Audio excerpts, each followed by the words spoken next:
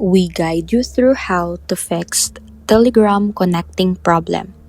So first, check your internet connection by opening another website or app. If everything else works, switch between Wi-Fi and mobile data to see if Telegram connects. Next, turn airplane mode for about 10 seconds, then turn it off and reconnect to the internet. If the problem continues, completely close Telegram and open it again. You can also restart your phone, which can refresh the network connection. If you are using VPN or proxy, temporarily disable it because it may interfere with Telegram. Then check Telegram settings and make sure your proxy is turned off unless you specifically need one.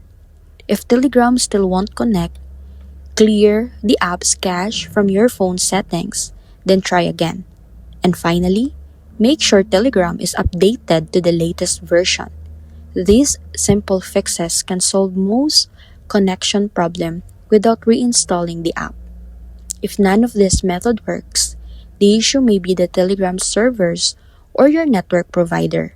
So wait a little and try again later.